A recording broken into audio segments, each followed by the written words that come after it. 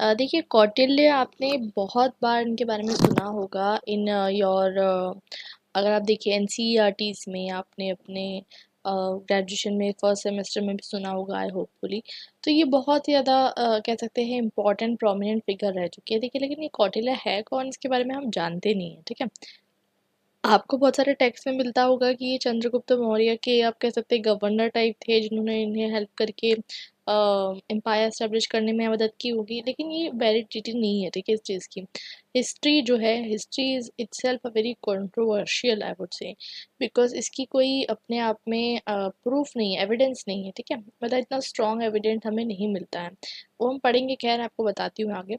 तो Kautilya, who was Kautilya, what was his time period, and इनके जो डिफरेंट नाम हैं, कौटिल्य ने क्या अर्थशास्त्र लिखी, चाणक्य कौटिल्य एक ही है क्या, और जो विष्णुगुप्त है वो भी वही है क्या। तो बहुत सारे हमारे इसमें डाउट्स है, और ये डाउट्स जो है ना ये क्लियर नहीं हुए हैं। डाउट इसलिए नहीं क्लियर हो सकते क्योंकि ये सब चीज़ें एंशियंट इंडिया से बिलोंग करती है, and we do not have lot of written evidences about this, ठीक है। अगर हम ये समझे, लेकिन अभी हमारा जो बेसिक आइडिया वो ये है कि हमें जो टेक्स्ट मिलता है अर्थशास्त्र, उसे हम समझना चाहते हैं, उसकी पॉलिटिकल सिस्टम्स को समझना चाहते हैं, और वो हम पॉलिटिकल थ्योरी में पढ़ना चाहते हैं। अगर हम बात करें अर्थशास्त्र में, तो अर्थशास्त्र के अंदर जो है ये कौटिल्य का जो टेक्स्ट हमें मिलता है ये कंप्लीट मिलता है, ठीक है। इस कौटिल्य अपने टेक्स्ट में जो है शुक्र और बृहस्पति को कहते हैं कि थैंक्स करते हैं। जैसे कि समझ लीजिए दो टीचर्स हैं, आप अपने टीचर आपको अब आपके टीचर ने पॉलिटिकल थ्योरी पढ़ा दिया, ठीक है। आप ये पॉलिटिकल थ्योरी पढ़ के अपनी खुद की बुक लिख रहे हो, आप ये दो टीचर्स को थैंक करोगे ना कि आप आपको उसने पॉलिटिकल थ्योरी पढ़ाया। सिमिलरली कौटिल्य थैंक शुक्र एंड बृहस्पति, एंड उसके बाद कौटिल्य के बाद आपका वर्क देखकर दूसरे लोग आपके टीचर बनेंगे, तो वैसे ही टीचर बनेंगे, कह स्टूडेंट बनेंगे। तो कमंडका नीति सारा, मित्रा मिश्रा राजनीति प्रकाश, और अनंत देव राजधर्म कुस्तुभ, ये सब जो है ये सब क्या है, बाद में है, कौटिल्य के ट्रेडिशन के बाद आते हैं। और इसमें एक और एपिक महाभारत, ये सब भी जो है अर्थशास्त्र के ट्रेडिशन को रिफ्लेक्ट करते हैं। कौटिल्य के लिए अर्थ क्या होता है, देखिए अर्थ दो तरीके के होता है ना, अर्थ हम ऐसे यूज करते हैं ना पर्यायवाची, अर्थ मीन्स मीनिंग ऐसा बोलते हैं ना, तो मीन्स होता है, सबसिस्टेंस होता है अर्थ, ठीक है। जैसे हम अर्थशास्त्र, primarily what does it mean, it means economics, ठीक है। तो अर्थ मीन्स किस तरीके से आपको प्रिजर्वेशन करना है, एक्विजिशन करना है लैंड का, वेल्थ का, ठीक है। बट ये इकोनॉमिक्स की बुक नहीं है, क्योंकि आपको पॉलिटिकल साइंस में पढ़ाई जा रही है। It is not economics, it is political science primarily. It deals with the idea कि आपको किस तरीके से गवर्नमेंट चलानी है, स्टेट क्राफ्ट आपको किस तरीके से चलाना है। तो ये सब चीज़ें जो यहाँ पर मेंशन है, और इस सब के बीच में एक बहुत ही इंपॉर्टेंट चीज़ ये है कि प्राइमेसी, सेंट्रलिटी किसको दी गई है, दंड को दी गई है। दंड is the primary thing in this particular context, इसलिए दंड नीति भी इसमें बहुत ज़्यादा इंपॉर्टेंट है, इसको हम साइंस ऑफ पॉलिटिक्स कहते हैं, ठीक है। प्राइमरीली अगर हम देखें तो कौटिल्य का जो इंटायर अर्थशास्त्र है, अगर हम इसे दो पार्ट में डिवाइड करें तो it is related to the statecraft and दंड नीति। तो ये अब इसे जो है इकोनॉमिक्स इसलिए कहा गया है क्योंकि अकॉर्डिंग टू कौटिल्य, ठीक है। सबसे इम्पोर्टेंट क्या है, देखिए अगर आपको देश चलाना है तो सब्सिस्टेंस की ज़रूरत बहुत ज़्यादा है, बिना सब्सिस्टेंस के कैसे देश चलेगा, ठीक है। अगर जब तक आप टैक्स नहीं कलेक्ट करेंगे लोगों से तो देश चलेगा कैसे, ठीक है। तो economics is a vital component of state craft, इसलिए जो है इस वर्ड मतलब इस बुक को जो है इकोनॉमिक्स नाम दिया गया। सॉरी मैंने गलत लिख दी यहाँ पर स्पेलिंग। तो कहने का मतलब ये है कि ये जो है चीज़ें इस तरीके से होने वाली है। तो आई होप आपको समझ में आ चुका हो अर्थशास्त्र का मीनिंग क्या है, but it is not similar to what it is. अर्थशास्त्र is basically economics but it does not deal with economics, ठीक है। अर्थशास्त्र के अगर हम फीचर्स को समझें तो इसके फीचर्स क्या है। पहले तो ये मटेरियलिस्टिक एंड्स के बारे में बताती है कि कहीं ना कहीं ह्यूमन जो है अपनी मटेरियलिस्टिक चीज़ों की तरफ बहुत ज़्यादा, अब देखिए आजकल का भी ह्यूमन क्या है, मटेरियलिस्टिक चीज़ों के पीछे भाग रहा है, वो चीज़ के बारे में बताती है। दूसरी चीज़ ये बताती है सप्तांग थ्योरी। सप्तांग थ्योरी मैंने आपको मनु का वीडियो बताया है, यहाँ पर आपको ऊपर एक आई बटन दिख रहा होगा, आई होप सो, और यहाँ पर आई बटन दिख रहा होगा, उसमें आपको ancient medieval political Indian thought की पूरी प्लेलिस्ट मिल जाएगी। तो उसमें मैंने मनु जो समझाया है, तो मनु में मैंने सप्तांग थ्योरी समझाई है, यहाँ पर मैं आपको समझा दूंगी। तो सात सप्तांग theory primarily deal with the idea कि किस तरीके से 7 ऑर्गन्स होते हैं स्टेट के। साथ साथ फंक्शंस भी डिस्कस किए गए हैं रूलर के, ठीक है। दंड को बहुत इंपॉर्टेंस दी गई है, दंड इज अ रूलर ऐसा भी कहा जाता है। और साथ साथ इसमें गवर्नमेंट की पूरी थ्योरी है, इसमें हर चीज़ इंक्लूडेड है। जैसे आज के टाइम पे आप legislature, executive, bureaucracy, administrative members, ये सब को देखेंगे, ये सब कुछ इसमें है। जियो पॉलिटिक्स के बारे में पहली बार चर्चा की गई है। मतलब देखिए, पूरा वर्ल्ड जो है आज के टाइम पे आप देखेंगे इंटरनेशनल रिलेशंस बहुत इंपॉर्टेंट है। अभी इतने सारे वॉर हो रहे हैं, कभी इसराइल हमास, कभी आप देखेंगे कि रशिया यूक्रेन। तो ये जो चीज़ें हैं, वर्ल्ड पॉलिटिक्स को समझना भी बहुत ज़्यादा ज़रूरी है। तो इसमें वर्ल्ड पॉलिटिक्स के बारे में बहुत अच्छी चीज़ें बताई गई है, वो हम समझेंगे। रिलेटिव मॉरलिटी की बात करी गई है। मतलब देखिए, ही is a very realist, he is a very realist in the sense कि वो मॉरलिटी को ज़्यादा प्रमोशन नहीं देते। वो कहते हैं कि आपको दुश्मन से काम करवाना है तो साम दाम दंड भेद सब इस्तेमाल करना है, ठीक है। तो हम पढ़ेंगे, आपको जब इनके आइडियाज़ आप पढ़ेंगे तो आपको थोड़ा सा अजीब लगेगा सुन के, आपको क्यों ये सब चीज़ें पढ़ाई जा रही है पता नहीं। बट कहने का मतलब ये है कि वो कहते हैं कि जो आप रूलर बनते हैं तो आपको साम दाम दंड भेद करना होता है, ठीक है। मतलब ये है कि आपको सामने वाले को से अगर कुछ काम निकलवाना है तो आपको चार चीज़ें आप करके जो है काम निकलवा सकते हैं, भी हम आगे समझेंगे।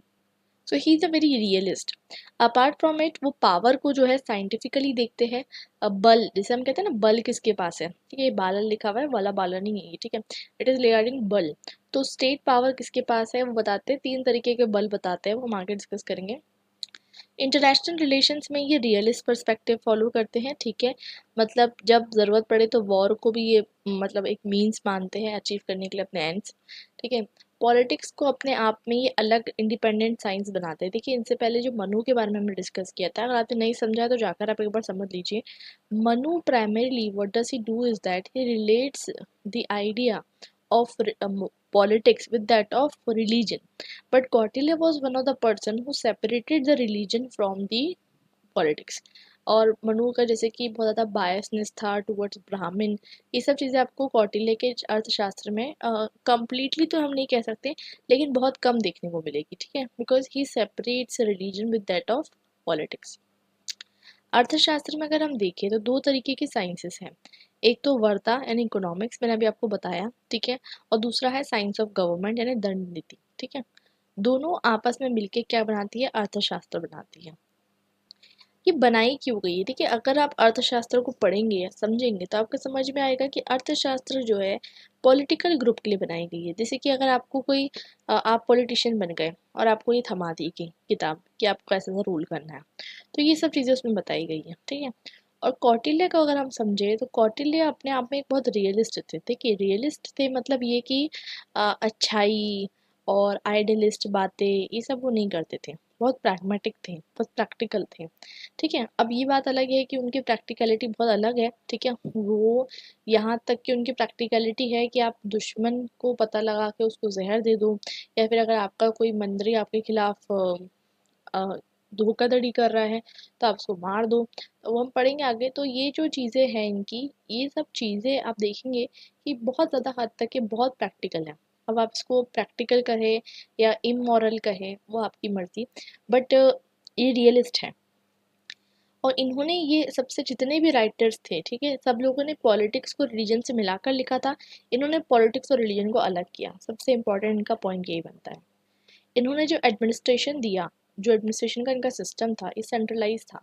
सेंट्रलाइज इन द सेंस कि जैसे कि समझ लीजिए ट्राइंगल है, ठीक है। नीचे से लेकर ऊपर तक एक हायरकी बनी हुई है और इसमें जो है सारा सिस्टम जो है क्या है, कनेक्टेड है।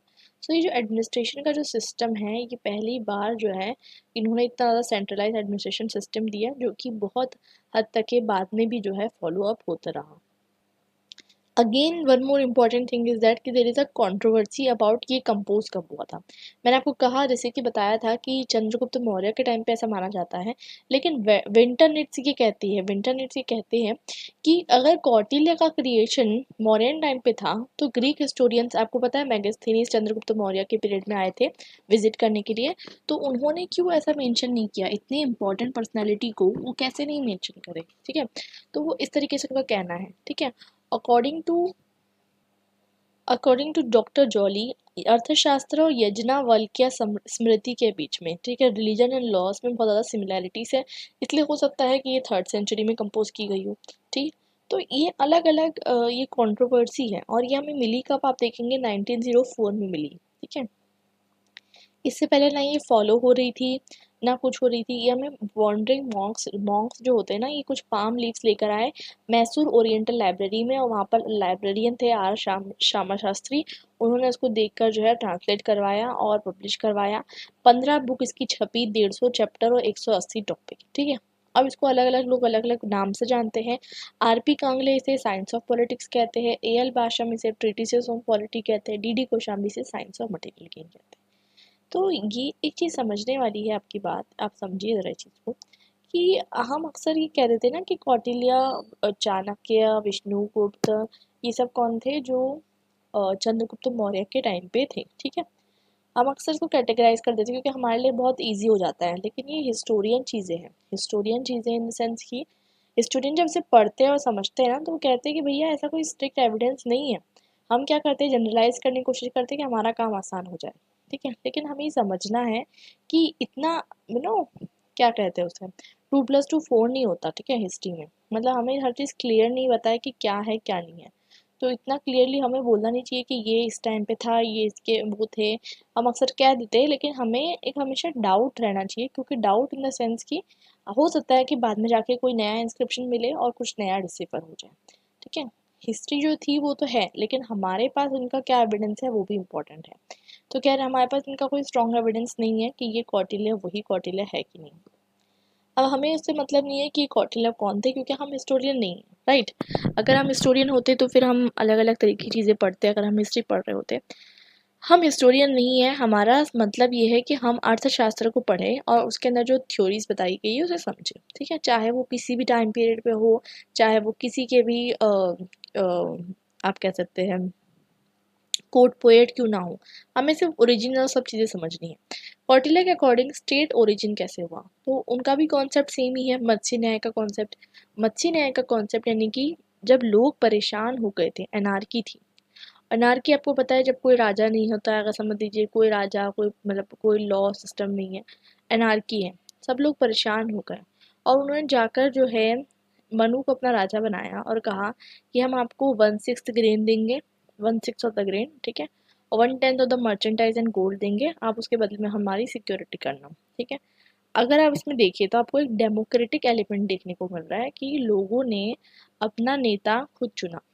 ठीक है, कि आप हमारा राजा बनिए। ठीक है, तो इसका ओरिजिन ऑफ द स्टेट जो है ये मनु से बहुत डिफरेंट है। ठीक है, मनु से बहुत डिफरेंट है इन द सेंस दैट कि मनु क्या कहते हैं, कि मनु ये कहते हैं कि राजा जो था उसे डिवाइन ओरिजिन बताते हैं। ठीक है, डिवाइन ओरिजिन, और ये डिवाइन ओरिजिन नहीं बताते, ये बताते हैं कि नहीं, राजा को जो है प्रजा ने चूज किया। ठीक है, तो ये एक अलग दोनों के बीच में डिफरेंस है, आपको दोनों के बीच में डिफरेंस करने के लिए भी आ सकता है।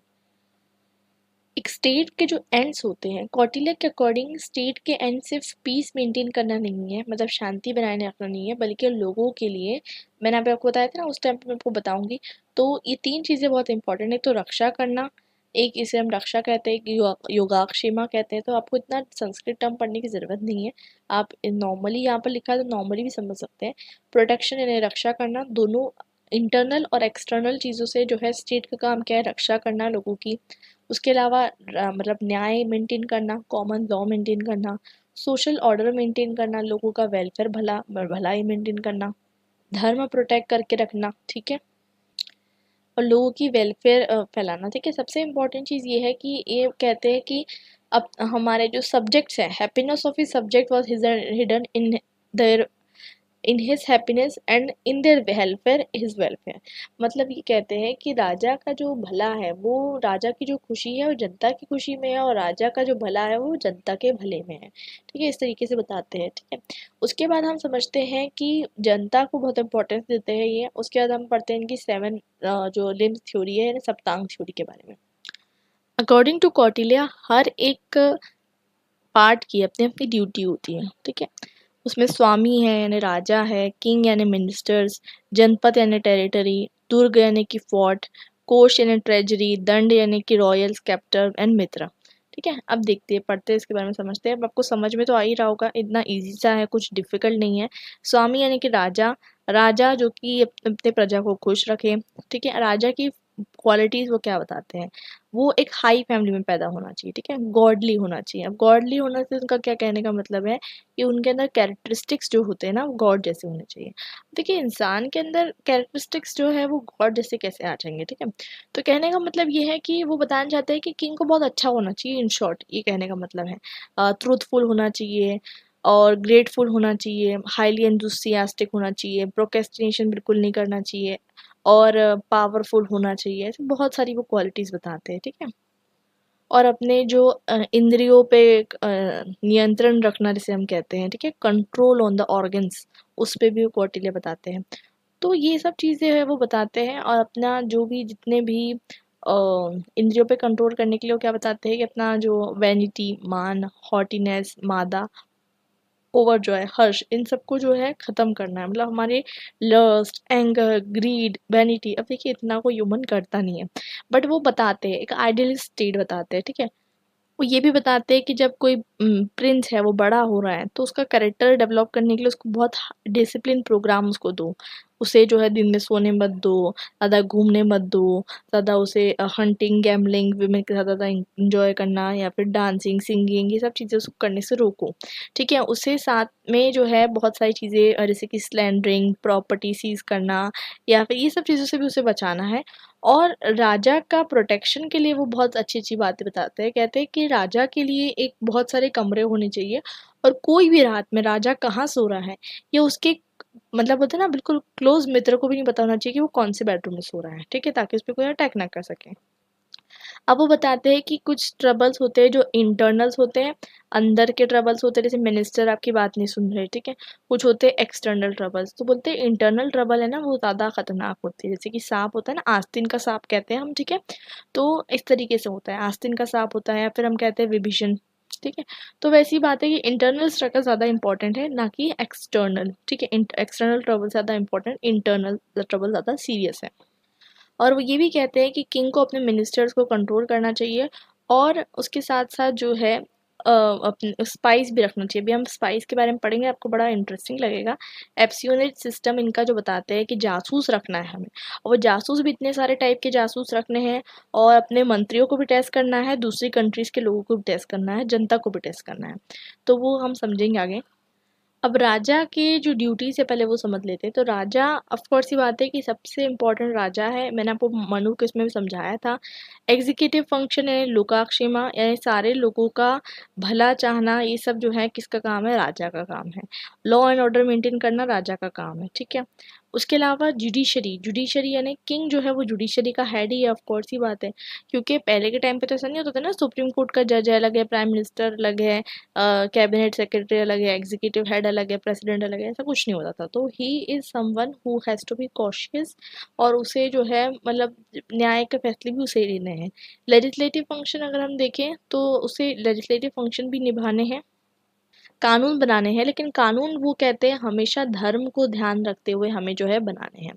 ठीक है, ये चीज़ वो कहते हैं। एडमिनिस्ट्रेटिव की बात करें तो एडमिनिस्ट्रेटिव मतलब मिनिस्टर्स को अपॉइंट करने का सारा काम किंग ही करेगा, और सही इंसान को अपॉइंट करना बहुत ही इंपॉर्टेंट जो है वो बताते हैं काम है। एक्लियस्टिकल यानी कि प्रीस्ट को अपॉइंट करना बहुत इंपॉर्टेंट काम है। और प्रीस्ट को अपॉइंट करने के लिए देखिए, प्रीस्ट मतलब पहले उस टाइम पे भी मतलब यही होता था कि यही कि ब्राह्मण को आप अपॉइंट करो, उसे अच्छे वेजेस दो, वो करो। ठीक है, तो मतलब रिचुअल्स वगैरह पे उस पर भी एम्फोसाइज किया गया है।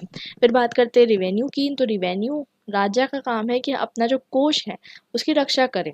ठीक है, और वो इम्पोर्टेंट है।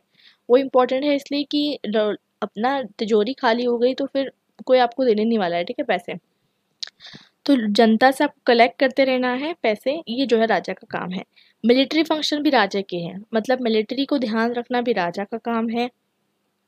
जब शांति होती है और जब वॉर होते हैं तो दोनों के टाइम पे उसके सोल्जर्स का ध्यान रखना, और साथ साथ सोल्जर्स के अलावा देखिए इन पे एम्फोसाइज वो क्या करते हैं, जैसे कि जो एनिमल्स होते हैं, जैसे कि कैवलरी में जो जो एनिमल्स होते हैं, जैसे कि हॉर्स, चैरियट्स, एलिफेंट्स। देखिए, चैरियट्स कह रही हूँ, तो हॉर्स एंड एलिफेंट जो एनिमल्स होते हैं तो इनका ध्यान रखना भी जो है राजा का काम है। इनलाइटन यानी कि राजा का काम एक और इम्पोर्टेंट ये है कि उसे जो है अलग अलग फील्ड में जो जो लोग अच्छे हैं उसे पैट्रॉन करना, उसे पैसा देना, उन्हें जो है पैट्रोनेज आप समझते ही होंगे। आर्ट एंड लिटरेचर की फील्ड में उसे जो भी इंसान अच्छे अच्छे काम कर रहा है उसे पैट्रोनेज देने का काम किंग का है।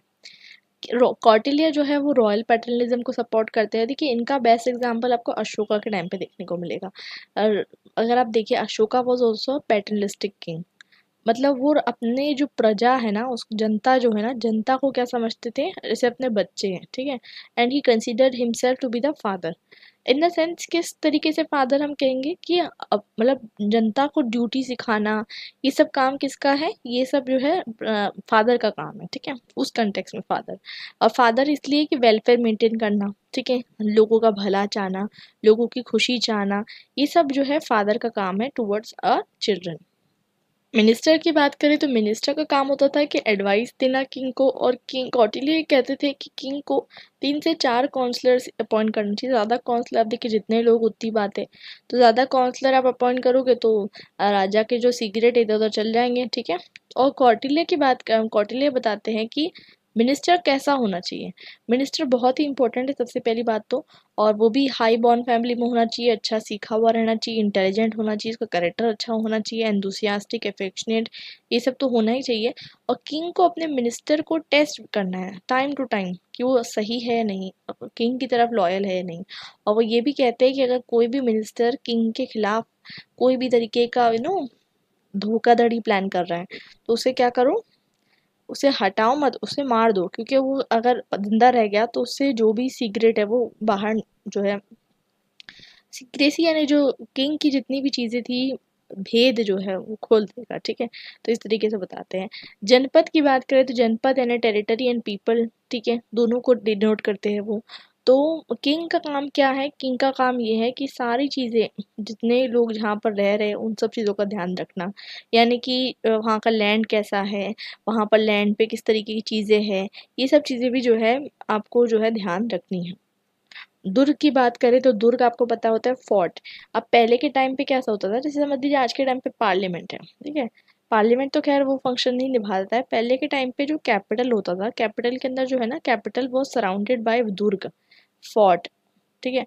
मतलब जो राजा का फोर्ट होता था, बड़ी बड़ी दीवारें, बड़ी बड़ी, अपने पहले के अभी जो किले होंगे आपने देखे होंगे अगर जाकर, बड़ी बड़ी दीवारें होती थी ताकि कोई फॉरेन अटैक ना कर सके। तो दुर्ग को बहुत इंपॉर्टेंस देते हैं कि फोर्टिफिकेशन रखना इस बहुत इंपॉर्टेंट है, ताकि आप पे कोई अटैक ना कर सके। और आपको मतलब बहुत इंपॉर्टेंट है कि आप अलग अलग तरीके का फोर्टिफिकेशन तैयार करिए। कौटिल्य ये भी कहते हैं कि एक वाटर फोर्टिफिकेशन चाहिए अगर आप आइलैंड पे रह रहे हैं तो उस तरीके का। और मतलब अलग अलग तरीके की चीज़ें वो बताते हैं कि आपको किस तरीके का फोर्टिफिकेशन चाहिए। मतलब फोर्टिफिकेशन दुर्ग के भी अलग अलग टाइप बताते हैं वो। Forest fortification, desert fortification, island fortification, mountain fortification, depending upon आप कहाँ रह रहे हैं। और इमरजेंसी के लिए वो कहते हैं कि आपको खाना जो है फूड ग्रेन्स भी सेव करके रखने चाहिए, ठीक है। कोष की बात करते हैं तो कोष बहुत इंपॉर्टेंट है। जितना भी मतलब पैसा है वो किंग को सही तरीके से जमा करना चाहिए, और जो भी उसके ट्रेजरी है उसे मतलब इनहेरिट करना चाहिए अपने, जो भी उसके किंग रहेगा उससे इनहेरिट करना चाहिए, जो उसमें हर चीज़ जमा होनी चाहिए, ताकि कोई कैलेमिटी आई तो उसमें वो यूज़ कर सके, जैसे गोल्ड, सिल्वर, स्टोन और ज्वेल्स, जेम सब जमा करके रखना चाहिए। टैक्स देखिए लोगों से कलेक्ट करना चाहिए, वो भी चीज़ तो बताते हैं। और ट्रेजेडी का मतलब ज़्यादातर वेस्टेज नहीं करना चाहिए खुद के खर्चे के लिए। तो मतलब एक तरीके से बहुत ही हद तक के पॉलिटिकल जो इनका थॉट्स है ये बहुत ज़्यादा यूज़फुल है हो सकते हैं आज के टाइम पे, इसलिए ये थॉट्स जो है आपको अलग अलग जगह पे पढ़ाए जाते हैं। बात करते हैं दंड की, तो दंड के अंदर वो दंड एक बहुत इंपॉर्टेंट कॉम्पोनेंट है। और वो कौटिल्य कहते हैं कि मतलब दंड देगा कौन, ठीक है। आर्मी को इसलिए वो रखते हैं, आर्मी रखते हैं, स्टैंडिंग आर्मी। आर्मी कैसी होना चाहिए वो भी बताते हैं। वो कहते हैं आर्मी स्ट्रांग, लॉयल होना चाहिए, एनर्जी उसमें बहुत ज़्यादा होना चाहिए, और वो अलग अलग तरीके के बैटल्स लड़ सके, अलग अलग तरीके के वेपन उनको यूज़ करना आना चाहिए, ठीक है। आर्मी का काम ये होता है देखिए कि कोई इंसान आप पे फौरन से अटैक करे तो आप जो है उनके खिलाफ जो है लड़ सके, ताकि इंस्टेबिलिटी ना रहे। और सोल्जर्स ऐसे होने चाहिए जो देश के लिए मरने के लिए तैयार हो, इस तरीके की जो चीज़ें हैं उनके पास होनी चाहिए। लेकिन किंग को भी उनका ध्यान रखना चाहिए। मैं आपको ऑलरेडी ये सब चीज़ें इंडियन पॉलिटिकल थॉट में बता चुकी हूँ। खैर ये आपके सिलेबस में फिर से कौटिल्य और मनु है तो इसलिए हम यहाँ पर डिस्कस कर रहे हैं। मित्र की बात करें तो लास्ट एलिमेंट है वो है मित्र। अब मित्र मतलब आपका दोस्त नहीं, ये किंग का दोस्त है। किंग का दोस्त इन द सेंस कि जैसे कि दूसरे कंट्री का दोस्त है। अगर आपसे कोई लड़ रहा है तो आप दूसरे कंट्री से सहायता मांग सकें, इसलिए किंग को हमेशा क्या करना चाहिए, उसे दोस्ती बनाए रखना चाहिए। और ना दोस्तों को क्या करना चाहिए, गिफ्ट देते रहना चाहिए। ये सब चीज़ें वो बताते हैं। अब हम समझते हैं कौटिल्य की थ्योरी ऑफ राजमंडल। ये जो थ्योरी ऑफ राजमंडल है, अगर हम इसे हिंदी में ट्रांसलेट करें, मंडल वैसे क्या होता है? देखिए, मंडल it means in Sanskrit it means circle. एक बेसिकली वो क्या बताने की कोशिश करते हैं, डिफरेंट सर्कल्स को क्रिएट करते हैं, concentric circles. You know what is concentric circles, इस तरीके से। और वो बताने की कोशिश करते हैं कि किस तरीके से जो राजा है, राजा के कितने मित्र रहेंगे, राजा का कौन अरी रहेगा, यानी शत्रु यानी दुश्मन, ये बताने की कोशिश करते हैं। इसे हम थ्योरी ऑफ राजमंडल कहते हैं। और इसमें 12 स्टेट्स होते हैं विथ 3 इन ईच सर्कल। समझ रहे हैं आप? 12 स्टेट्स होते हैं विथ 3 इन ईच सर्कल। यहाँ पर एक डायग्राम दिया गया है बट बड़ा कंफ्यूजिंग है वो। ठीक है, मैं आपको दिखा देती हूँ। कहाँ गया वो डायग्राम? नीचे होगा, राइट, यस।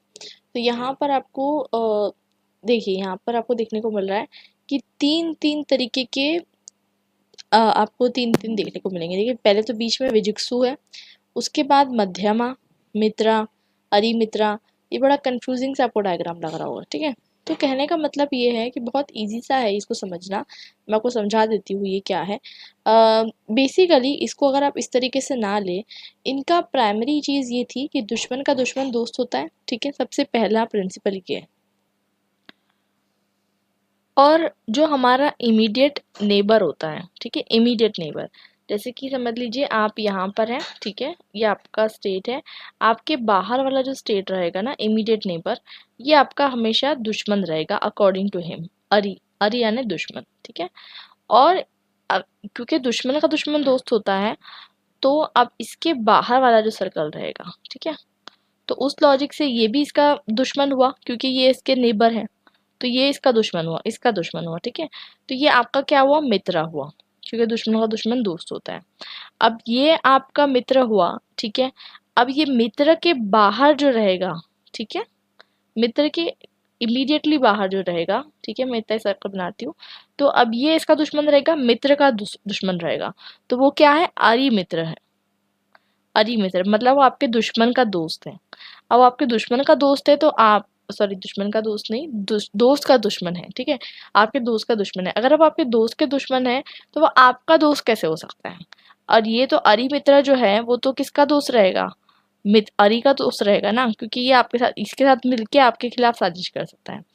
और अरि मित्र के बाहर, अब अरि मित्र का बाहर जो है ना, आप समझिए, अब अरि मित्र यानी आपके दोस्त का दुश्मन, उसके बाहर जो रहेगा वो भी तो उसका दुश्मन रहेगा, राइट। तो अब वो उसका दुश्मन रहेगा। तो ये आपके लिए क्या हो गया, अरि मित्रा मित्रा। अरि मित्रा मित्रा इसलिए हो जाएगा आपके लिए क्योंकि ये आपका दुश्मन भी हो सकता है, ठीक है, और दोस्त भी हो सकता है। लेकिन इसके दोस्त होने की चांसेस आपके लिए ज्यादा है।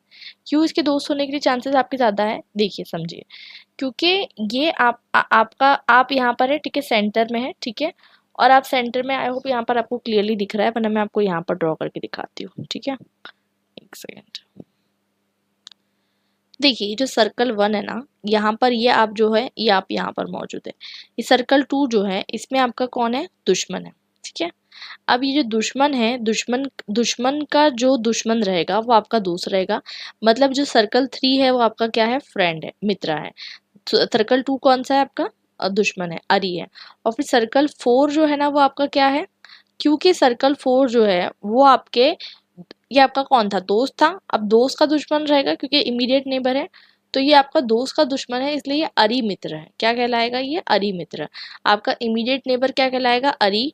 आपका नेबर का नेबर क्या कहलाएगा, मित्रा। और फिर मित्रा का जो नेबर है वो अरी मित्रा। अब अरी मित्रा हो गया ये 4th सर्कल। अब इसके बाद जो आएगा ना, अरी मित्रा मित्रा, ठीक है, 2 बार मित्र, ठीक है, अरी मित्र मित्र।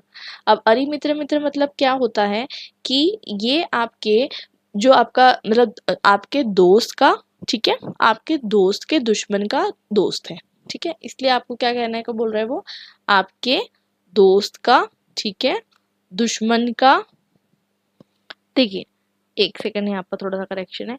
अरि मित्र मित्र नहीं, ये जो आपका अरि मित्र का जो, अरि मित्र का मतलब अरि मित्र का जो दुश्मन रहेगा वो आपका क्या रहेगा, मित्र मित्र रहेगा।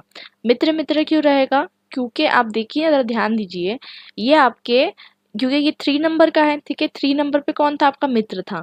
ये आपके मित्र का मित्र है, क्योंकि 3 नंबर जो है 5 नंबर का दोस्ती करेगा, तो ये आपके मित्र का मित्र है, तो ये क्या हो गया आपके लिए, मित्र मित्र। और उसके बाद जो है ना, आपका जो सर्कल रहेगा, इसमें जो रहेगा ये आपका अरि मित्र मित्र।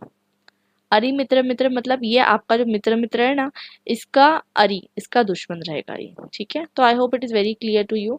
अब ये तो हो गया, ये स्टेट्स हो गए। अब कौटिल्य ये भी कहते हैं, ये किंग को पीछे से अटैक करने के लिए भी बहुत सारे लोग होते हैं, ठीक है, उसमें भी वो अलग अलग कैटेगरी देते हैं। तो आपको अटैक करने वाला जो आपका दुश्मन है वो पार्शिनग्रह है, ठीक है।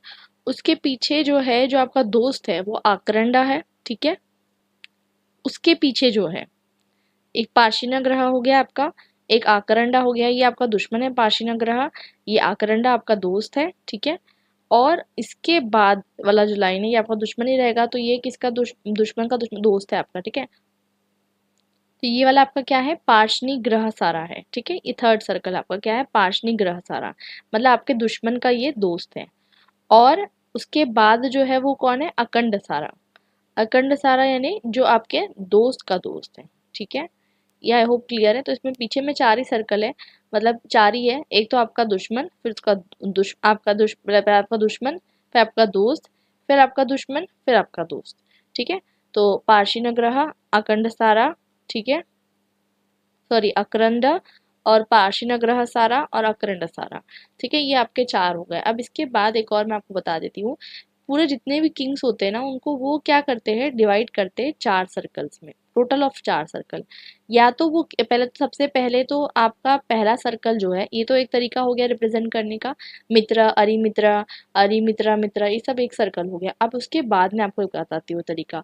दूसरा तरीका है कि एक तो आपके आप मतलब टीम डिवाइड करना है, ठीक है, टीम डिवाइड करना है। देखिए, 4 तरीके के किंग होते हैं वो कहते हैं, ठीक है। एक तो आप है, आप, आपका दोस्त, ठीक है, आपके सारे दोस्त एक टीम में आ गए, ठीक है, एक टीम में। दूसरा टीम आपके दुश्मन, अब दुश्मन के जितने भी दोस्त है वो एक टीम में आ गए, सही बात है। एक मध्यमा किंग रहेगा, मध्यमा यानी कि एक ऐसा किंग रहेगा, मीडिएटरी कहते हैं ना जिसे, जो बीच में है, वो मतलब आपका भी साइड ले सकता है, सामने वाले का भी साइड ले सकता है। अक्सर वो क्या करता है कि जो जीतने वाला है उसका साइड ले लेगा, और उसके जितने भी दोस्त रहेंगे वो भी उसकी टीम में है। और Udasina, Udasina is a neutral king, जो उसके भी जितने दोस्त रहेंगे वो उसकी टीम में रहेंगे। तो उदासीना जो है न्यूट्रल किंग, यानी कि ऐसा समझ लीजिए, रशिया यूक्रेन का वार हो रहा है या इजराइल हमास का वार हो रहा है। अब अगर इंडिया डायरेक्टली इफेक्टेड नहीं है, वैसे तो आजकल इंटरनेशनल रिलेशन सब एक दूसरे पे कमेंट करते रहते हैं, बट अगर इंडिया डायरेक्टली इफेक्टेड नहीं है, तो वो सोचेगा कि चलो मैं न्यूट्रल रहता हूँ, मुझे क्या करना है कमेंट करके, ठीक है। तो ऐसा होता है। तो बेसिकली न्यूट्रल यानी कि न्यूट्रल और उसके जितने भी न्यूट्रल फ्रेंड्स रहेंगे वो सब उदासीना। मध्यमा यानी मिलिट्री, उदासीना यानी न्यूट्रल, आर्य आपको पता है दुश्मन, एनिमी, और विजिक्सु यानी कि आपको, विजिक्सु मतलब जिसको कॉन्कर करना है पूरे वर्ल्ड को, और आपके जितने भी दोस्त वो एक सर्कल में आ गए, ठीक है। तो आई होप कि आपको क्लियर हो चुका है। 1 2 3 4 4 सर्कल है, और बाकी आपके जो बाकी मैंने आपको कॉन्सेंट्रिक सर्कल का बताया वो अलग तरीके से आपको समझना है। उसमें आपको नेबरहुड के जोग्राफिकल लोकेशन के कंटेक्स्ट में आपको वो चीज़ें समझनी है। तो ये इनके सिंपल से प्रिंसिपल है, आपको पढ़ लेना, आपको क्लियर हो जाएगा, मैंने आपको समझा दिया है। उसके अलावा 4 और प्रिंसिपल बेसिक अजम्पशन है। वो बोलते हैं कि जैसे कि जोग्राफिकल लोकेशन पे डिपेंड करता है कि कोई दुश्मन बनेगा या दोस्त बनेगा, और बॉर्डरिंग स्टेट्स कभी दोस्त नहीं हो सकते। देखिए, इनका प्रिंसिपल ये गलत है, आप ऐसा नहीं कर सकते कि ये चीज़ हमेशा सही होगी। आप कुछ देख लीजिए, कुछ मिडल ईस्ट नेशन देख लीजिए, कुछ मैं कह रही हूँ, ठीक है, कुछ पे ध्यान रखिएगा। और आप कुछ यूरोपियन नेशन देख लीजिए, ठीक है, कुछ यूरोपियन नेशन बॉर्डरिंग स्टेट है लेकिन बहुत अच्छे फ्रेंड्स हैं। अमेरिकन नेशंस देख लीजिए कुछ, ठीक है, उसमें भी। तो ये देखिए, अब इंडिया इंडिया नेपाल रिलेशनशिप देख लीजिए, या फिर इंडिया बांग्लादेश रिलेशन देख लीजिए, या फिर इंडिया म्यांमार तो चलिए ठीक है आप नहीं भी बोल सकते, बट इंडिया भूटान रिलेशनशिप देख लीजिए, ठीक है, तो इनके रिलेशनशिप बड़े अच्छे हैं। हाँ, अगर आप इंडिया पाकिस्तान या इंडिया चाइना समझेंगे तो फिर अलग बात है, लेकिन ऐसा नहीं है कि नेबर हमेशा दुश्मन ही होता है। श्रीलंका देख लीजिए, तो ऐसा नहीं है, ये एक परसेप्शन उनका था, ठीक है, तो उनका परसेप्शन उनके साथ है। तो उनका कहना है कि बॉर्डरिंग स्टेट कभी फ्रेंड नहीं हो सकते, और कोई परमानेंट दुश्मन और कभी परमानेंट दोस्त नहीं होता, और साथ साथ कोई भी स्टेट आइसोलेशन में नहीं रहता है, और स्टेट जो है दुश्मन और दोस्त ज्योग्राफिकल पोजीशन की वजह से बनते हैं। ये उनके 4 प्रिंसिपल है, और यही मैंने आपको जो समझाया ये इसका कॉम्प्लेक्स वर्जन है यहाँ पे। अगर आप इसके आगे देखेंगे तो मैंने आपको जो समझाया, देखिए ध्यान से देखिए, ये जो पूरा सर्कल है आपको क्या दिख रहा है, अरी यानी दुश्मन। इसके बाद क्या दिख रहा है, मित्र यानी दोस्त। उसके बाद आपको क्या दिख रहा है, अरी मित्र यानी आपके दोस्त का दुश्मन। फिर इसके बाद आपको कौन दिख रहा है, मित्र मित्र मतलब आपके दोस्त का दोस्त, ठीक है। फिर आपको कौन दिख रहा है, अरी मित्र मित्र आपके दोस्त का दुश्मन, ठीक है। ये आपके हो गए 4 सर्कल। और इसके बाद यहाँ पर पीछे पीछे साइड देखेंगे हम, पीछे साइड में क्या है, पर्शियन ग्रह, ठीक है, जो आपके पीछे से आपका दुश्मन है। उसके पीछे आपका कौन है, आक्रंडा, आक्रंडा यानी आपका जो है दोस्त। उसके बाद कौन है, आपका पाशनी ग्रह सारा मतलब आपके दुश्मन का दोस्त। उसके बाद कौन है, आकरंड सारा यानी आपके दोस्त का दोस्त, ठीक है। और इसमें अब बेसिकली ये तो सब पूरा हो गया। अब इसमें 2 लोग जो है आ जाते हैं, मध्यमा और उदासीना। उदासीना देखिए दूर बैठा हुआ है, देखिए जो दूर बैठा हुआ होता है ना उसको दूर इसलिए बताया जाता है कि वो दूर है, वो जरूरी नहीं कि पार्टिसिपेट करे, वो न्यूट्रल है, ठीक है। और साथ साथ मध्यमा यानी जो मीडिएटरी है, आपका आपके दुश्मन के बीच में कभी मीडिएटरी भी होता है, तो वो चीज़ बताने के लिए आपको इस तरीके से दर्शाया गया है। अब देखिए कौटिल्य एक बहुत ही डाइवर्स पॉलिसीज बताते हैं। मैं आपको पहले भी मनु को इसमें समझा चुकी हूँ, इसलिए मैं ज़्यादा आपको इसमें डिटेल में नहीं जाऊंगी। पहले तो बताते हैं 6 तरीके की पॉलिसीज होती है उनकी, ठीक है। सबसे पहले तो पीसफुल पॉलिसी यानी साम, आप मतलब किसी को पीसफुल पॉलिसी, पहले तो देखिए 6 पॉलिसी वो बताते हैं, जिसे हम सद्गुण्य कहते हैं। सद्गुण्य इन द सेंस दैट कि क्या क्या तरीके से आप सामने वाले के साथ डील कर सकते हो, ठीक है। और साथ साथ 4 चीज़ें ऐसी होती है जिसे वो कहते हैं साम दाम दंड भेद। अब साम मतलब किसी को गिफ्ट करना, रिकंसाइलेशन करना, मतलब सामने वाले की बात सुन लेना। दाम मतलब वही आप किसी को गिफ्ट दो। दंड, दंड लास्ट होता है, ठीक है। हम अक्सर साम दाम दंड भेद ऐसा यूज करते हैं, लेकिन साम दाम भेद दंड ऐसा होता है, क्योंकि भेद पहले यूज करते हैं, लास्ट में वो कहते हैं दंड को इस्तेमाल करना। भेद यानी डिसेंशन यानी आप दो मुखी बातें करो, एक इससे बात करो अलग, उससे बात अलग करो, ठीक है। ये आपका हो गया दाम, और मतलब सॉरी सॉरी भेद, ठीक है। और दंड, दंड यानी कि पनिशमेंट देना। तो ये अलग अलग तरीके हैं। और इसके अलावा वो बताते हैं कि सद्गुणीय यानी वार टैक्टिक्स। सबसे पहले तो संधि यानी कि जब तक आपको ऐसा लग रहा है कि सामने वाला बहुत ज़्यादा, अगर हो सकता है कि आपसे ज़्यादा बलवान हो, ठीक है, अभी वो आगे बताएंगे बलवान। तो अगर आपसे ज़्यादा बलवान दिख रहा है ना, तो आपसे झगड़ा मत करो, आप उससे अलायंस बना लो, मतलब शांति पीस मेंटेन करके रखो। और वार से ज़्यादा अच्छा है कि पीस ही इंसान मेंटेन करे, कि वार बहुत कॉस्टली होता है। दूसरा होता है विग्रह, विग्रह यानी इसका अपोजिट डायरेक्ट वॉर। संधि और विग्रह, विग्रह मतलब देखिए वॉर वो कहते हैं कि अगर पीस से काम नहीं चला तो वॉर तो आपको करना ही पड़ेगा। और अगर किंग को लग रहा है ना कि सामने वाला मेरे से ज़्यादा कमज़ोर है, तो भैया आप फिर वार कर ही लो। अब वॉर में भी वो 3 तरीके के वॉर बताते हैं, मैं आपको बता दूं। एक प्रकाश वाला जो वॉर होता है, जो हिंदी में बताऊँ तो, अगर इंग्लिश में बताऊँ तो डे लाइट में लड़ने वाला ओपन वॉर होता है, ठीक है। एक जो पीछे से अटैक करने वाला होता है, और एक होता है जो शांति से होता है अटैक, मतलब साइलेंट, साइलेंट वॉर, ठीक है। तो एक होता है ट्राकेरस, मतलब आप किसी को पीछे से अटैक कर रहे हैं ना धोखाधड़ी से। एक जो खुल्लम खुल्ला अटैक कर रहे हैं। एक साइलेंट वॉर, मतलब आप किसी को उसके मतलब जासूस वगैरह भेज रहे हैं, और उससे फिर आप जो है मतलब बिना हाथापाई करे उसके एम्पायर को गिराने की कोशिश कर रहे हैं। तो 3 तरीके के वॉर वो बताते हैं। उसके अलावा यान, यान मतलब देखिए होता क्या है कि कभी कभी जैसे सामने वाले के प्लान डिस्टर्ब करने के लिए किंग जो है अपनी आर्मी को बोल सकता है कि मार्च करना चालू कर दो। हो सकता है कि मार्च मार्च जो है, मतलब सामने वाले को लग सकता है कि मार्च क्यों कर रहा है किंग, मार्च इसलिए कर रहा है कि नेचुरल डेटरेंस के लिए, लेकिन मार्च बहुत सारी चीज़ें के लिए, सामने वाले को कंफ्यूज करना है इन शॉर्ट। ठीक है। और कौटिल्य ये कहता है लेकिन मार्च करने के पहले आपको हमेशा तैयार होना चाहिए, ठीक है, क्योंकि हो सकता है कि मार्च कर रहे हो और वॉर होना चालू हो गया, तो इसलिए आपको हमेशा मार्च करते वक्त भी अपने आप को तैयार रखना है, ठीक है। तो ये पॉलिसी जब है जब आपको सामने वाले को डराना है, कंफ्यूज करना है, या फिर अपने आप को प्रिपेयर करना है वॉर के लिए। आसन यानी होल्डिंग, या फिर इसे न्यूट्रलिटी भी कहते हैं, यानी कि आपको अपने वार के लिए जब आप तैयार हो, ठीक है, बट आपको रुक जाना है, ठीक है, इसलिए रुक जाना है ताकि कोई आपका दोस्त आपका साथ दे दे, या फिर थोड़ा हालात बदल जाए तो आपको दिखाना है कि मैं तैयार हूँ, लेकिन फिर भी आपको रुकना है। ये आसन है। और सामसार्य भी कहते हैं इसे प्रोटेक्शन सीख करना, मतलब अलायंस बिल्डिंग करना या प्रोटेक्शन सीख करना। आप कोई बड़े बड़े राज्य हैं, आप उससे जो है मतलब प्रोटेक्शन सीख करके रखिए। हो सकता है आप वॉर हार जाए, अगर आप वॉर हार गए तो आपके पास कुछ तो होना चाहिए ना कि आप पावरफुल किंग से प्रोटेक्शन मांग सकें।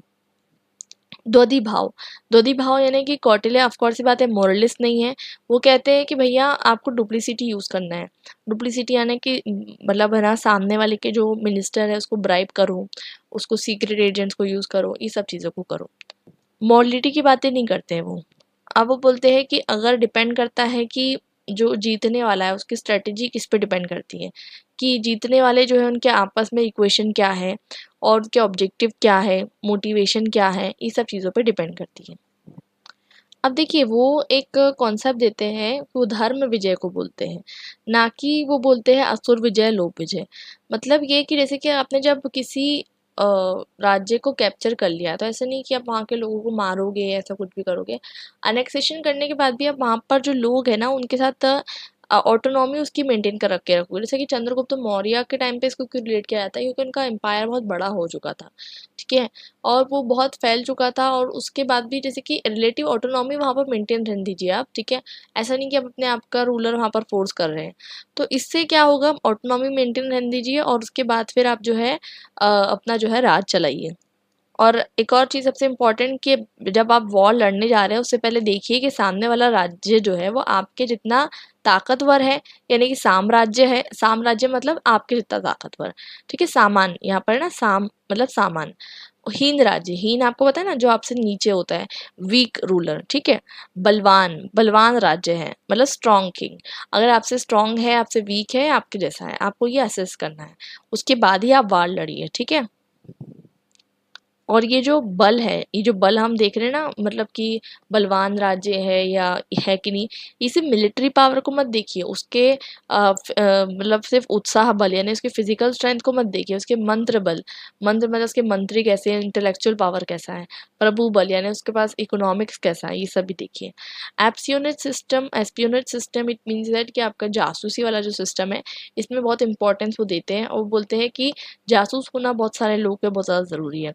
और वो दो तरीके के जासूस बताते हैं, एक तो संस्था, ठीक है, जो एक जगह पे स्टैब्लिश होते हैं, ठीक है, और एक होते हैं जो हमारे घूमते रहते हैं यहाँ से, समकारा, ठीक है, रोवर और स्टैब्लिश, दो अलग अलग तरीके के।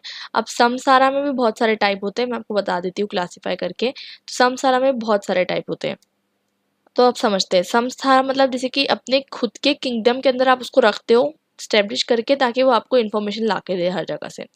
तो अब उसमें 5 तरीके के होते हैं। एक होता है कपटिका। कपटिका यानी कि एक ऐसा डिसाइपल जो दूसरों के माइंड को पढ़ सके। उदासीता, ठीक है, जैसे कि कोई मॉन्क है, ठीक है, मॉन्क बहुत सारे हैं, आपको पता है, उसके बीच में एक मतलब मॉन्क जैसा वो दिखेगा लेकिन वो मॉन्क रहेगा नहीं, मतलब वो सिर्फ जासूसी करने गया है। ग्रह पिटाका, ग्रह ग्रह पिटाका कह रही हूँ, ग्रह पति का मतलब ये है कि ये एक ऐसा फार्मर बन के रहेगा। वैदह का एक मर्चेंट जैसा रहेगा, मतलब अलग अलग जगह पे रखना है आपको, एक मर्चेंट के रूप में रखना है, एक फार्मर के रूप में रखना है, एक स्टूडेंट के रूप में रखना है, एक मॉन्क के रूप में रखना है। तापस, तापस मतलब वही तपस्या करने वाले जो होते हैं, एक एस्थेटिक जैसा दिखेगा लेकिन वो एस्थेटिक रहेगा नहीं। इससे क्या पता चलेगा, ये सब लोग क्या पता लगाएंगे, किंग के जो सर्वेंट्स हैं वो सही में काम कर रहे हैं किंग के लिए नहीं। और सामकारा, सामकारा यानी दूसरों के आप जैसे कि दूसरों के जो राज्य है उसमें आप भेजोगे इनको, ठीक है, और दूसरों के किंगडम में इनको आप भेजोगे कैसे। इसमें सतऋण, सतऋण यानी कि जो कि एक ऑर्फेन को आप पालोगे, जो कि एजेंट बनाओगे उसको बड़ा करके, ठीक है। और एक तीक्ष्णा, तीक्ष्णा यानी कि बहुत ही थोड़ी खराब चीज़ है, मतलब सामने वाले एनिमी को आप क्या करोगे, लिक्विडेट कर दोगे। रसाड़ा, रसाड़ा अगेन वेरी इंपॉर्टेंट थिंग कि एक केमिस्ट जिसको पॉइजन देना पता रहे कि मतलब सामने वाले को मारना कैसे है, ठीक है। तो जिसको भी अगर पता चले कि कोई इंसान राजा के खिलाफ काम कर रहा है तो वो सीक्रेटली सामने वाले को मार भी सकता है। भिक्षुकी यानी कि एक ऐसी ब्राह्मण नन जो ऐसे लोगों पे नज़र रखे जो लोगों को लगता है कि भाई ये ब्राह्मण नन है, ठीक है, तो उस पर नज़र रखने का काम।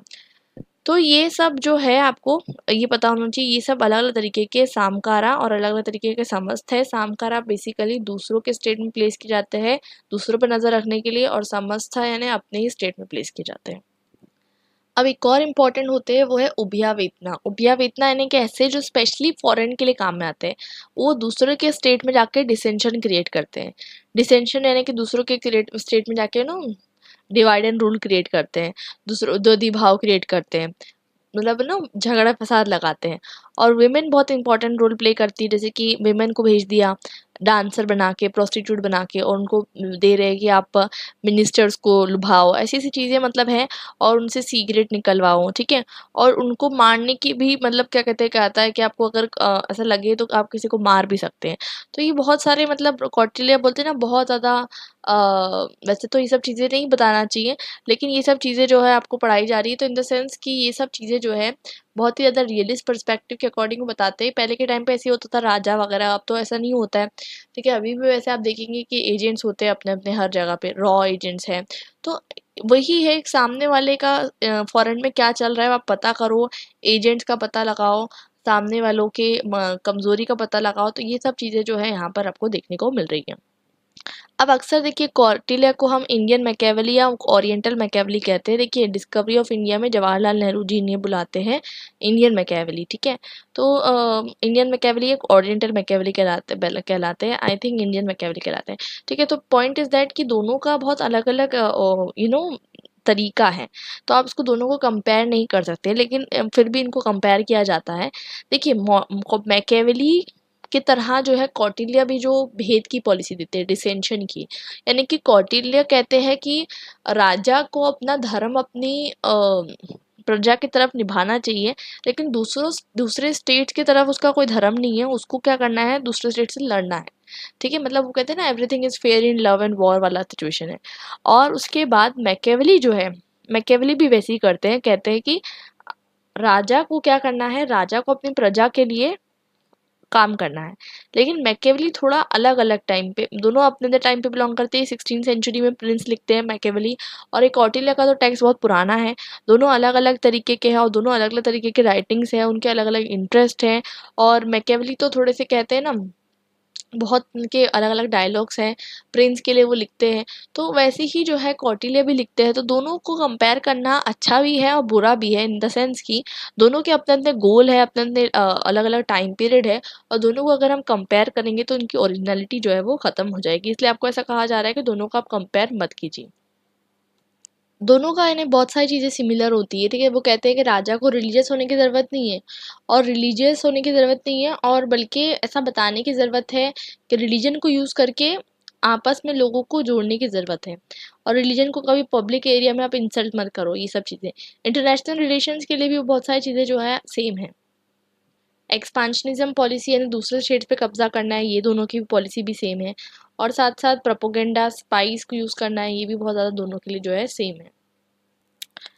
तो दोनों का कंपैरिजन भी आप कर सकते हैं, लेकिन जैसे कि अगर आपको एग्जाम में आता है तो दोनों की सिमिलैरिटीज भी है, लेकिन दोनों की डिफरेंसेस भी है, that need to be keep in mind. जैसे कि कौटिल्य धर्म अर्थ और मोक्ष, मोक्ष तो बाद में आएगा, धर्म अर्थ और काम की प्राप्ति के लिए जो है रखते हैं स्टेट को। मैकेवेली का ऐसा कुछ वो नहीं है, ठीक है। तो ये एक अलग चीज हो गई। तो मैकेवेली अलग कॉन्टेक्स्ट में है, ये अलग कॉन्टेक्स्ट में है। तो इसलिए कहीं न कहीं ये ऐसा कहना, और मैकियावेली को मतलब कौटिल्य को, क्योंकि कौटिल्य का टेक्स्ट पहले है मैकियावेली से, तो मैकियावेली कौटिल्य को अगर आप ओरिएंटल मैकियावेली कहला रहे हो, मतलब ये भी एक तरीके का यूरोसेंट्रिज्म हो गया। हम मैकियावेली को क्यों इतना इम्पोर्टेंस दे रहे हैं, ठीक है, ये भी इम्पोर्टेंट है। तो ये एक चीज़ हो गई, तो इसलिए इन दोनों को कंपेयर करना सही भी है और गलत भी है, दोनों चीज़ें हैं। तो वो चीज़ें आपको जो है समझनी है कि आप थोड़ी बहुत चीज़ें इनकी कंपेयर कर सकते हो, लेकिन आपको ये भी समझना है कि they are unique in their context, और दोनों अपने-अपने कंटेक्स्ट में अलग-अलग बातें बताते हैं। दोनों की पॉलिसी मिलती-जुलती है, लेकिन दोनों अपने-अपने पोज़ीशन में ओरिजिनल है। ठीक है? तो ये आपको समझना है। आई होप ये चैप्टर आपको समझ में आ चुका हो। मैंने ये चैप्टर को आपको एक ही वीडियो में समराइज़ करने की कोशिश की है, ताकि आपको बार-बार अलग-अलग वीडियोज़ ना देखना पड़े। सप्तांग थ्योरी मैंने आपको बता दी है, मतलब 7 स्टेट। उसके अलावा मैंने कौटिल्य थ्योरी ऑफ ओरिजिन भी बताई है, फंक्शन भी बता दिए स्टेट के, और इंटरनेशनल रिलेशन भी समझाया आपको, सर्कल ऑफ स्टेट समझाया, मित्र अरिमित्र सब समझा दिया। एप्सियोनरी सिस्टम भी आपको मैंने एस्पियोनरी सिस्टम भी समझा दिया, जिसमें जासूसों का रोल है, स्पाइस का रोल है। तो आई होप यहाँ तक कि आपको सारी चीज़ें समझ में आ गई हो। इसी के साथ हमने कौटिल्य भी फिनिश कर लिया है। इससे पहले हमने मनु को भी जो है फिनिश कर लिया था। अगर आपने नहीं देखा है तो आप जाकर जो है वीडियो को चेकआउट कर सकते हैं। तो आई होप आपको समझ में आ गया हो। कोई डाउट हो तो मुझे कमेंट सेक्शन में करके बताइएगा। टेलीग्राम चैनल की लिंक आपको डिस्क्रिप्शन बॉक्स में मिल जाएगी, जिससे आप जो है ज्वाइन कर सकते हैं। अब मिलते हैं हमारे नेक्स्ट वीडियो में। Till then bye and happy learning.